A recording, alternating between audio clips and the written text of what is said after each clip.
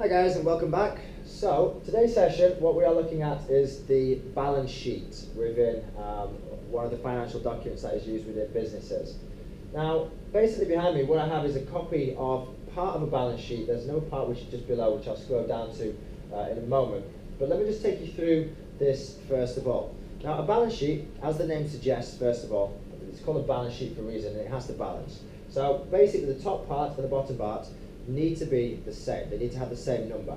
So we know by looking at this that this number here has to be the same at the bottom, which is 949,000. That's why it's called a balance sheet. So if the numbers don't match, then you know you have made a mistake. Now let's go through what a balance sheet actually is. First of all, a balance sheet is basically a financial document that allows a business to look at its liquidity. It shows the health of the business. Does the business have enough money?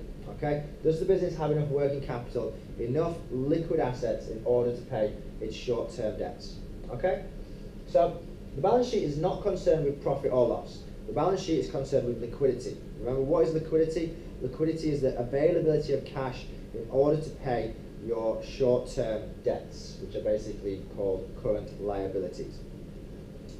So we have these different parts of the balance sheet. Now the top part we have fixed assets. Just as a recap, remember an asset is anything that you own. Okay? So if you own it, it's an asset. Okay? So it belongs to the business, it's their property. Now we have two types of assets. We have fixed assets and current assets.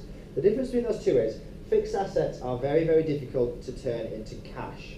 The business plans on keeping them for a long period of time, and they don't want to have to sell them, and if they did need to sell them, they are very difficult to turn into cash.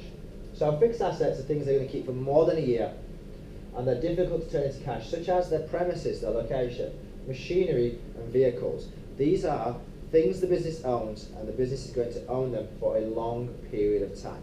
Okay? So these are the fixed assets. Current assets are any asset that is easily turned into cash. So they're assets that the business doesn't plan on keeping for a long time. They are things that they own, but they're only going to keep them for a short period of time, and they can be turned into cash quickly. That's why they're called current. You can turn them into cash now. So we have three different types of current assets that you need to know. We have stock, debtors, and cash. Now if I had to order these three current assets into how liquid they are, how quickly they can be turned into cash, well, the most liquid of these current assets is obviously cash. Cash is very easy to turn into cash because it already is cash. After that, we have debtors. Now, what are debtors? Debtors are basically people who owe the business money. So, the way I remember this when I was your age is they are in the business's debt. They're in the business's debt, which means they owe the business money. Another word for debtors is trade receivables. So in your course, they like to use the word trade receivables. Okay? Trade receivables, remember, are debtors. They owe the business money. So if somebody owes you money, very easy, just knock on their door and say, right, we need the money back, send them an email, whatever, I need the money back off you, and they will pay you back very, very quickly. So it's easy to turn debtors into cash. Just get the money back off them. Stock is the least liquid of the current assets. By liquid, remember, it's how easily is something turned into cash. It's the availability of cash. Now, stock's quite difficult to turn into cash, because if you want to turn stock into cash, what are you going to have to do? Well, you're going to have to lower the price. Because if you want people to buy your stock quickly, you've got to get the price down and get people to buy it. So, of those, I'll just recap, the most liquid of those current assets is cash, then debtors, and the least liquid is stock. And this is important when we start looking at the liquidity ratios, which will be on the next Business Tube podcast. So these are the current assets, okay? They're things that the business owns, and they are easily turned into cash. Whereas fixed assets, they are things the business owns, but they are more difficult to turn into cash because they're going to keep these for a long period of time. Liabilities, a liability is the opposite of an asset. So remember, an asset, you own it, whereas a liability, you owe it. It has to be paid, okay? So liabilities are people that you owe money to, okay? Now, current liabilities means that you need to pay them soon, within a short period of time, usually less than a year, okay? So current liabilities, you have to pay them, and you have to pay them back quickly. So, kind of current liabilities, we've got creditors. Now, creditors is the opposite of debtors. If you think if a debtor, remember, debtors owe you money, creditors, you owe them, okay? So, the way I remember this is when you spend on a credit card, whose money are you spending? You're spending the bank's. When you spend money on a credit card, you're spending the bank's money, which means you need to pay the bank back. You owe the bank.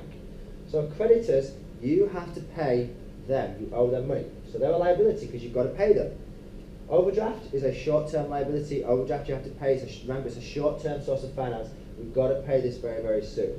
Okay? So any liability that has to be is short-term that has to be paid. Dividends, again, we have to pay them quickly.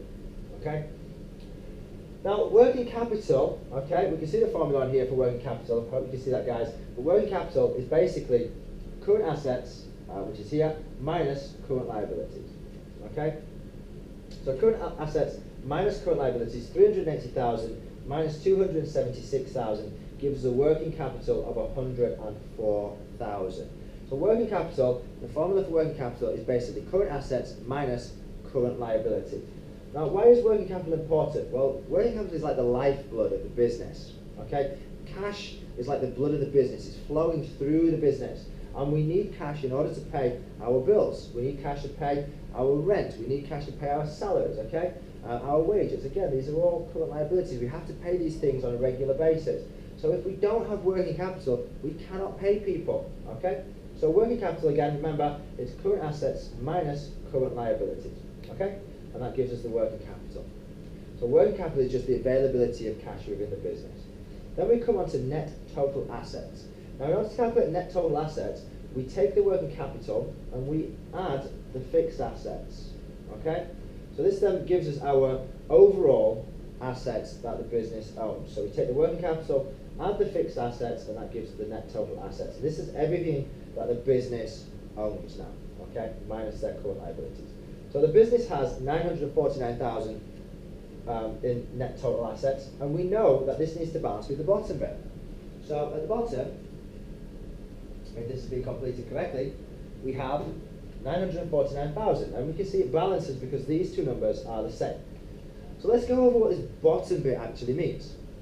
So this bottom bit basically shows where has the business got its money from, because this is everything the business owns at the top. This is all our assets, everything that we own. But if we own something, we must have paid for it somehow. So this bottom bit shows basically how has the business paid for everything up here. So if you buy a car, then that becomes a fixed asset, okay? But you need to show how you've paid for it. So this is basically where we've got our money from. You can't own something without showing how you've paid for it. That's why it needs to balance, because everything you own needs to have been paid somehow by the same amount of cash, okay? So it has to balance. So this bottom bit is the finance back, okay? Shareholder funds is basically capital employed. Now let me go over what this actually means down here. Basically, this is how the business is financed. Where has the business got its money from? So this business has got 498,000 from selling shares, 190,000 which is held back in reserves, retained profit of 80,000. They've also got a bank loan of 181,000, which means how is this business financed? They've got a 949,000 worth of capital employed. Okay? What is capital employed? Remember, capital employed is the long-term finance invested in the business. Basically, all of the money that's been invested, which is this. And that money that's been invested has to have been used to buy stuff, okay? Or it's cash in the bank. So all of the money that we have needs to be shown on what we've bought or what we have in the business. That's why it needs to balance, okay? So this bit down here is the capital employed. Remember, capital employed is the long-term finance invested in the business. It's where has the business got its money from, okay? Now, one of the other things that you can see with a balance sheet, remember, it does show the health of the business. It shows liquidity, and it also shows how the business is financed. Now, where do we want this money to come from, our capital employed? Do we want it to come from bank loans? Do we want it to come from retained profit reserves or share capital?